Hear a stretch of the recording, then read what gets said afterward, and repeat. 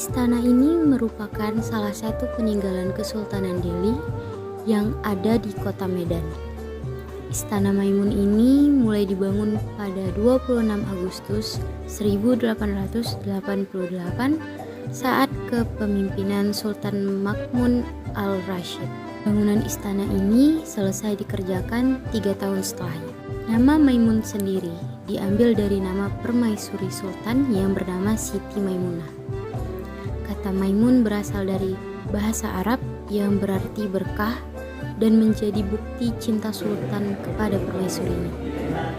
Istana ini kemudian diresmikan pada 18 Mei 1891. Arsitektur pembangunan Istana Maimun bernama Insinyur Kapten Theodor van Erp yang berpangkat kapten dalam kemiliteran.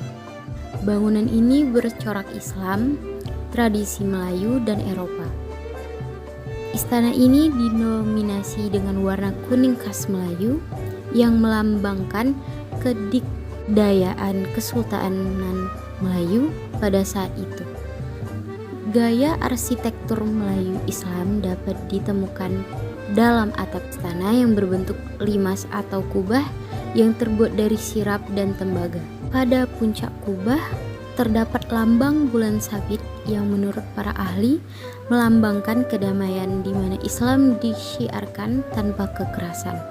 Nuansa Melayu semakin kuat dengan adanya corak pucuk rebung yang melambangkan harapan baik sebab bambu merupakan pohon yang tidak mudah rebah oleh tiupan angin kencang sekalipun.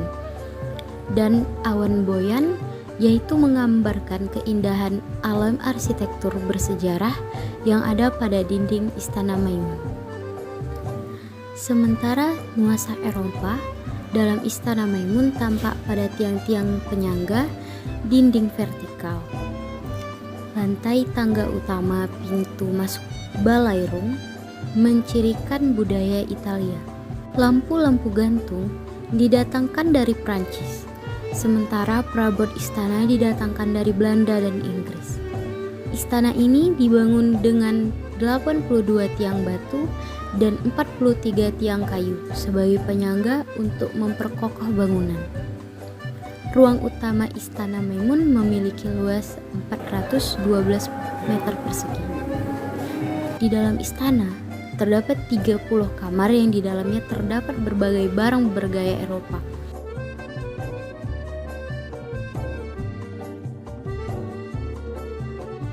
Di sekitar gedung utama istana terdapat sebuah bangunan kecil.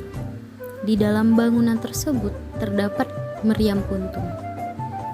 Dalam sejarahnya, Istana Maimun disebut dulunya terhubung dengan Masjid Raya Al-Mahsun Medan dan Taman Sri Delhi. Istana Maimun merupakan tempat pemerintahan kesultanan pada saat itu, Masjid Raya sebagai tempat ibadah, dan taman untuk bersantai. Selain sebagai bukti cinta Sultan, Istana Maimun juga dibangun untuk menggantikan Istana Kesultanan Delhi sebelumnya yang berada di Medan Labuhan. Pengaruh yang muncul pada perabotan istana seperti kursi, meja, lemari, jendela, dan pintu menuju ke balairung. Balairung digunakan sebagai tempat Sultan menerima tamu dan sanak saudara serta tempat penobatan Sultan Delhi.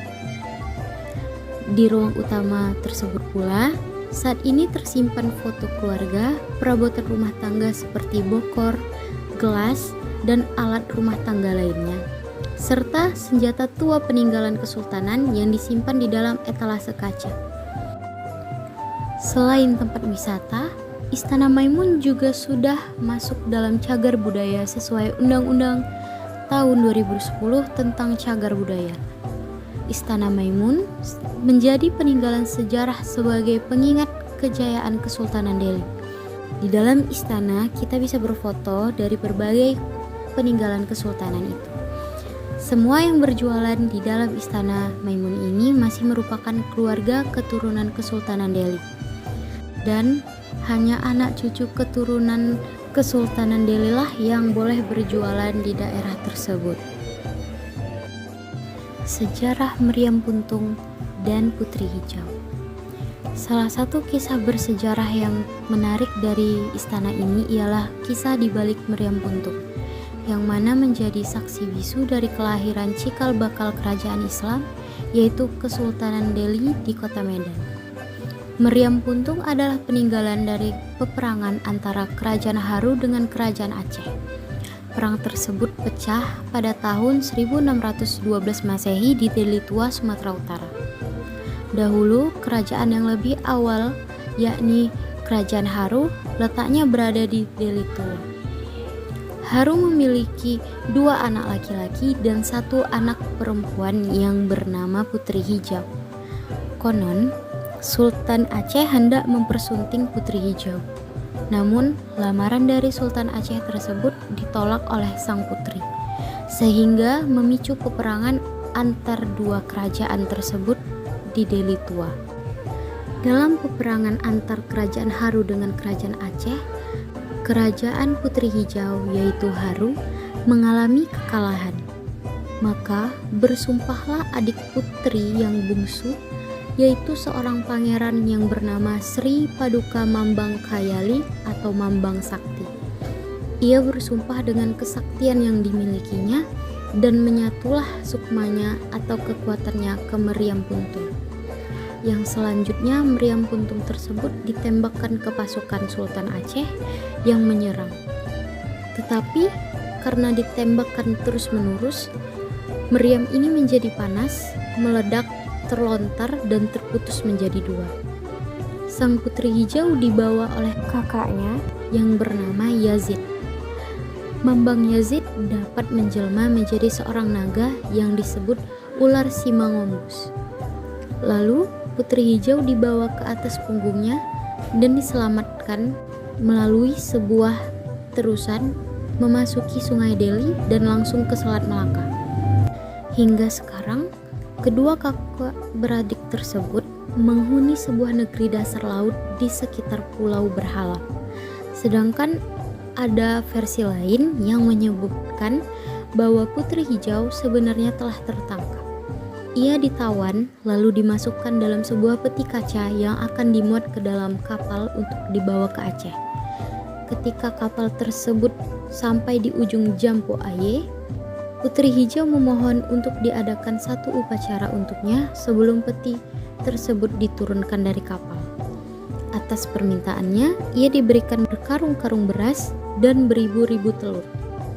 Tetapi ketika baru saja upacara dimulai, tiba-tiba berhembuslah angin ribut yang maha dahsyat, disusul dengan gelombang yang tinggi dan ganas. Dari dalam laut muncullah jelmaan saudaranya tersebut, yaitu Mambang Yazid, dengan sosok ular besar. Lalu Putri Hijau dilarikan ke dalam laut dan mereka bersemayam di perairan Pulau Berhala.